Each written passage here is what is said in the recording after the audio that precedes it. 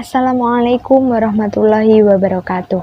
Halo anak-anak, perkenalkan nama Ibu adalah Khairi Hidayati. Di sini Ibu akan menemani anak-anak semuanya dalam pembelajaran fikih selama 2 pekan ke depan. Nah, di sini pertemuan kali ini Ibu akan mengajak anak-anak semuanya untuk mempelajari ataupun membahas tentang zakat fitrah. Nah, sebelumnya anak-anak pasti udah pernah tahu kan apa itu zakat fitrah? Setelah bulan Ramadan itu pasti kita ataupun anak-anak itu pernah menunaikan kewajiban kita sebagai umat muslim, yaitu apa anak-anak? Ya, membayar zakat. Nah, pembayaran zakat pada hari terakhir bulan Ramadan itu dinamakan zakat fitrah. Nah, untuk lebih jelasnya, mari nanti kita sama-sama belajar dan anak-anak silahkan melihat materi yang nanti ada di video selanjutnya. Jangan lupa untuk mencatat apa yang diberikan oleh ibu dan juga anak-anak jangan lupa untuk belajar. Tetap semangat dalam belajar. Ayo, mari kita simak materinya.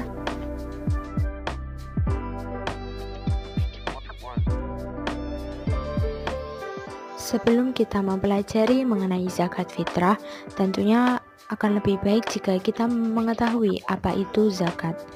Nah, secara bahasa, zakat itu berarti pengembangan dan penyucian.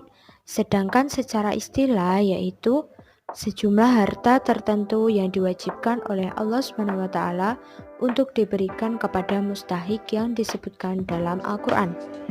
Nah, tentunya anak-anak pasti jarang ya mendengar kata mustahik. Mustahik itu adalah orang-orang yang berhak menerima zakat. Nah, di sini nanti kita juga akan mempelajari ada 8 golongan yang tergolong dalam mustahik. Kemudian zakat sendiri itu dibedakan menjadi 2 macam. Nanti yang akan kita pelajari ada 2, yaitu zakat fitrah dan juga ada zakat mal atau zakat harta.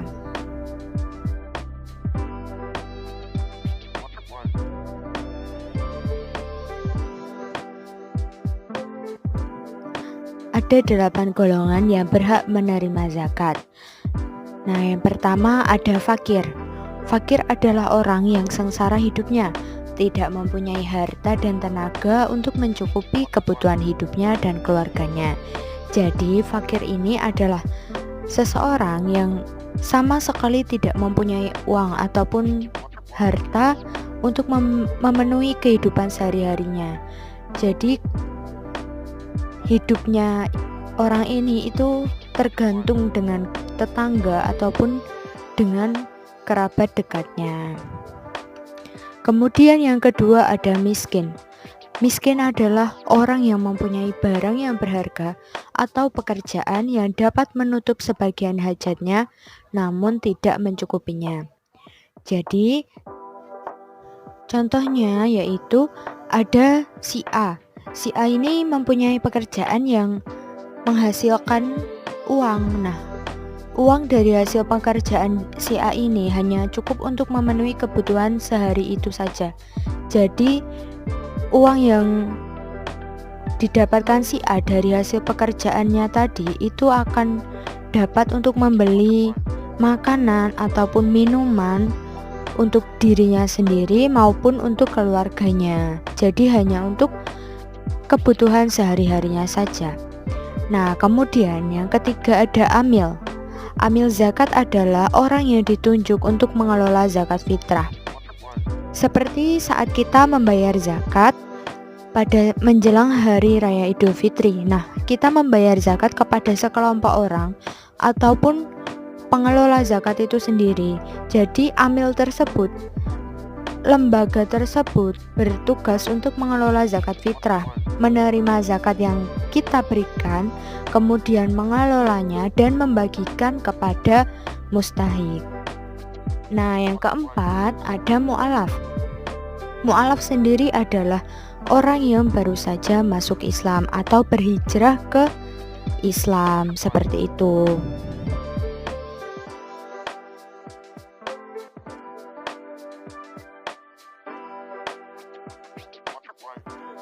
Yang kelima adalah riqab. Riqab adalah muktab yang berarti budak belian yang diberikan kebebasan mengumpulkan harta untuk memerdekakan dirinya. Nah, contohnya yaitu ada seorang budak. Budak ini diberikan kebebasan oleh tuannya untuk mengumpulkan harta. Jadi budak ini boleh memerdekakan dirinya sendiri dengan harta hasil jerih payahnya itu sendiri. Nah, budak ini juga berhak untuk menerima zakat. Selanjutnya yang keenam yaitu ada ghorim. Ghorim adalah orang yang mempunyai hutang. Jadi seseorang yang mempunyai hutang itu juga berhak untuk menerima zakat. Yang ketujuh yaitu ada sabilillah.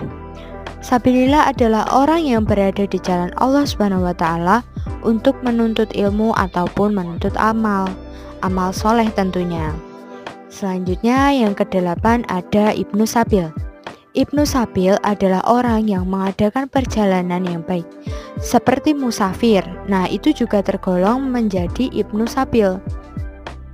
Juga pelajar yang merantau, pelajar atau pekerja yang sedang merantau ke luar kota ataupun ke luar negeri, itu juga termasuk dalam Ibnu Sabil yang berhak untuk menerima zakat. Jadi ada 8 golongan, ada fakir, ada miskin, kemudian ada amil, mu'alaf, riqab, ghorim, sabilillah, dan Ibnu Sabil. Baik, langsung saja kita masuk pada pembahasan inti yaitu tentang zakat fitrah. Di sini ibu akan memberikan 4 subbab yang akan kita pelajari mengenai zakat fitrah.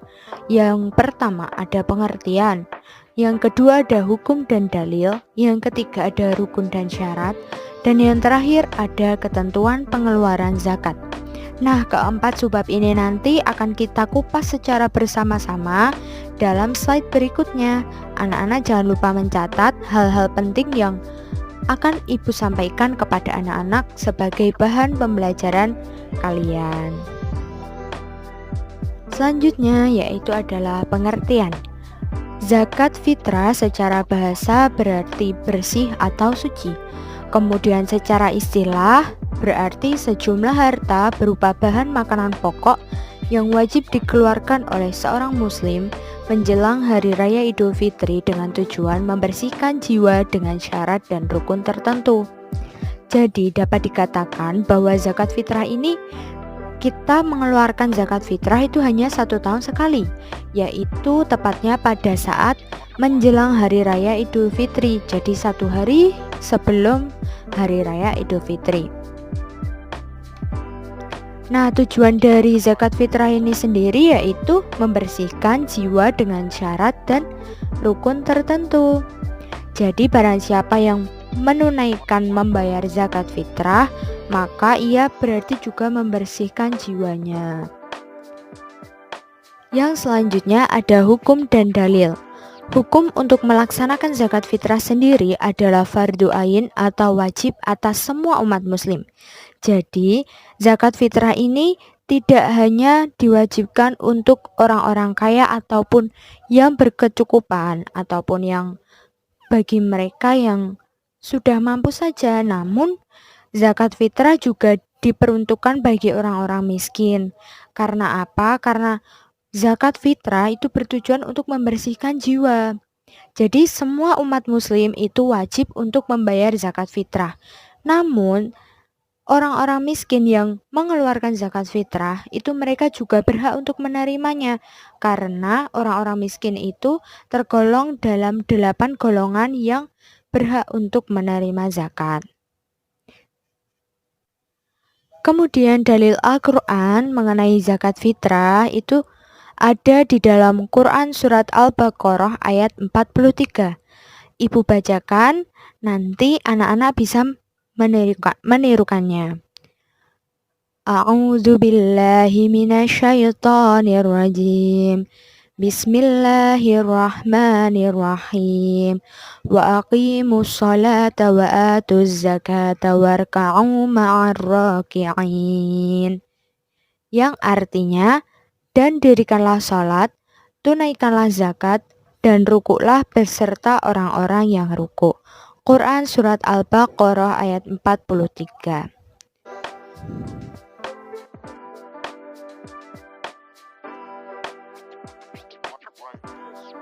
Untuk pembahasan yang selanjutnya yaitu ada rukun dan syarat zakat fitrah. Nah, yang pertama kita akan membahas mengenai rukunnya dahulu. Rukun zakat fitrah sendiri adalah segala sesuatu yang harus ada dalam pelaksanaan zakat fitrah. Rukun dari zakat fitrah sendiri itu ada 4 anak-anak. Yang pertama yaitu adalah niat karena Allah Subhanahu wa Ta'ala. Kemudian yang kedua ada muzaki atau orang yang menunaikan zakat fitrah. Kemudian yang ketiga ada mustahik atau orang yang menerima zakat fitrah. Dan yang terakhir adalah barang atau makanan pokok yang dizakatkan. Jadi keempat rukun ini harus ada saat pelaksanaan zakat fitrah.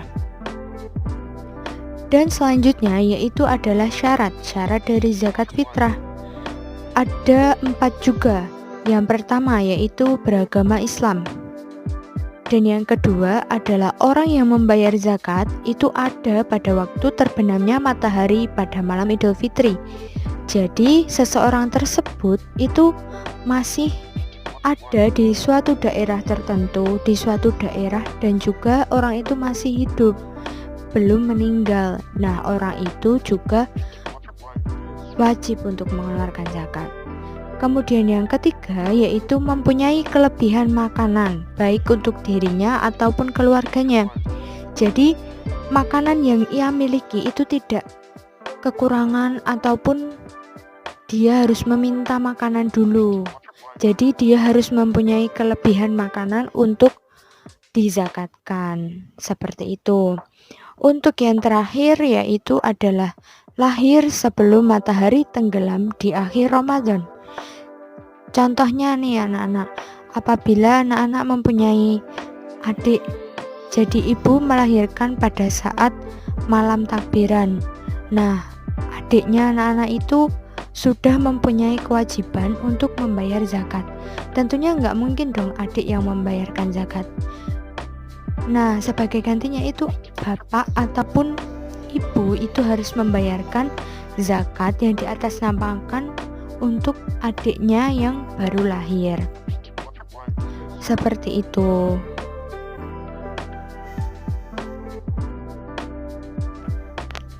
Untuk pembahasan selanjutnya yaitu tentang ketentuan pengeluaran zakat fitrah. Nah, yang pertama kita akan membahas ketentuan pembayaran zakatnya terlebih dahulu.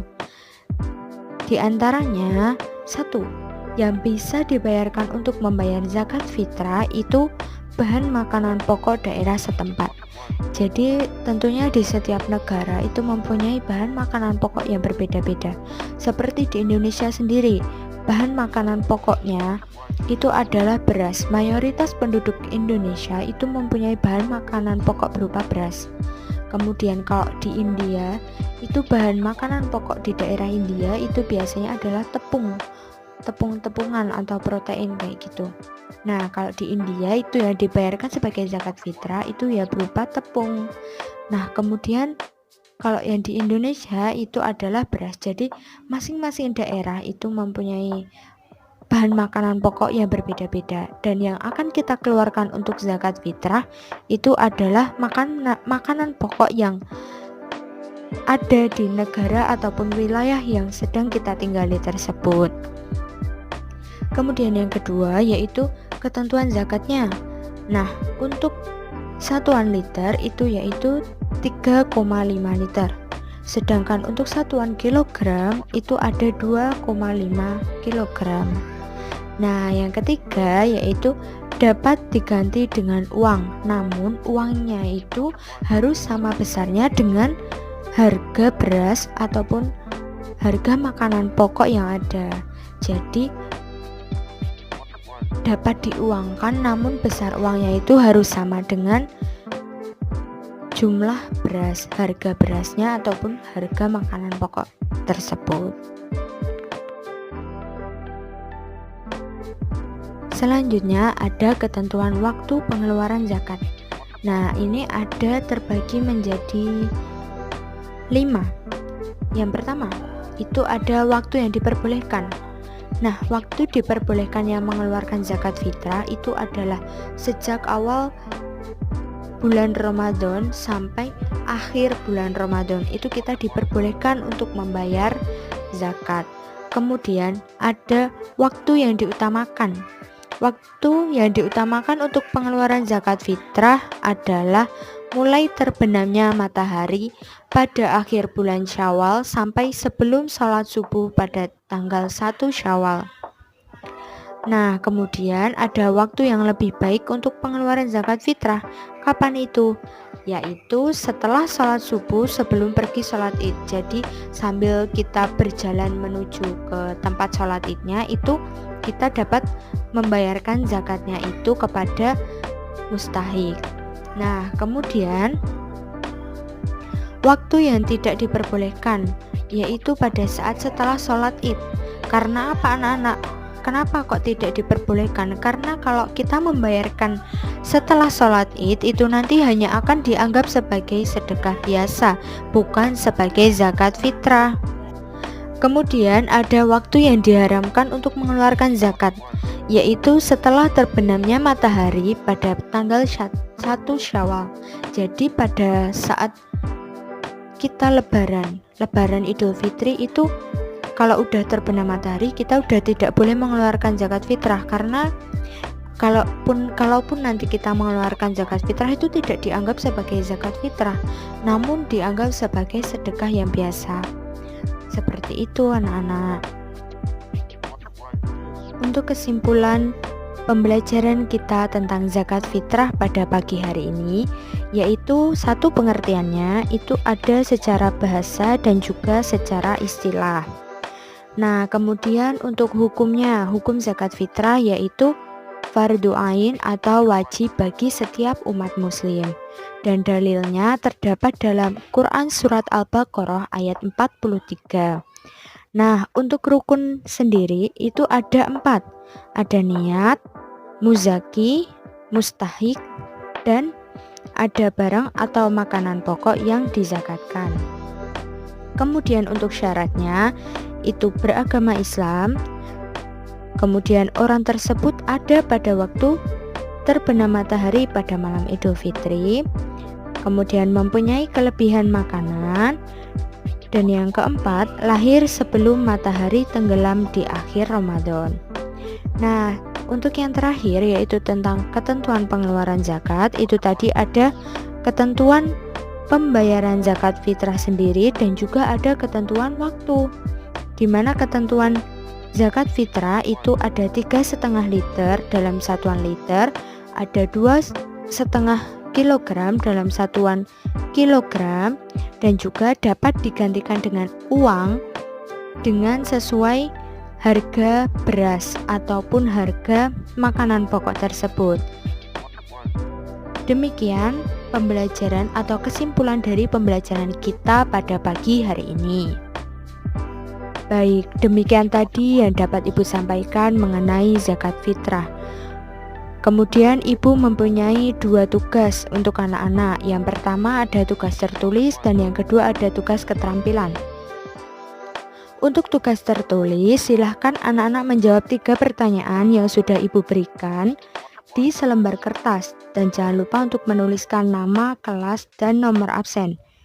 Dan untuk tugas keterampilan, silahkan anak-anak mengirimkan voice note tentang dalil zakat fitrah, yaitu Quran Surat Al-Baqarah ayat 43 yang sudah Ibu contohkan di awal. Anak-anak boleh membaca di Al-Quran ataupun membaca di LKS. Untuk kedua tugas tersebut silahkan dikirimkan ke WA Ibu, Japri ke nomor Ibu ya. Dan untuk pengumpulannya paling lambat hari Sabtu. Untuk anak-anak yang tidak mengirimkan tugasnya, nanti Ibu anggap anak-anak tidak menghadiri pertemuan pada pagi hari ini. Jadi pagi hari ini nanti dihitung alfa, seperti itu. Semangat untuk mengerjakan tugasnya anak-anak. Itu tadi penjelasan Ibu mengenai zakat fitrah. Bagi anak-anak yang belum mengetahui ataupun ingin bertanya kepada ibu, silahkan nanti anak-anak bisa japri ke nomor ibu ya. Untuk selanjutnya, silahkan anak-anak mengerjakan tugas dan juga jangan lupa nanti anak-anak harus mengirimkan di nomor ibu. Silahkan japri ke nomor ibu dan mengirimkan tugasnya. Sekian dari ibu. Dan sekian juga penjelasan ibu tentang zakat fitrah. Semoga anak-anak bisa memahaminya dengan baik. Tetap semangat dalam belajar, jangan pernah menyerah, dan tetap jaga kesehatan. Oke? Ibu akhiri, sampai sekian. Wassalamualaikum warahmatullahi wabarakatuh.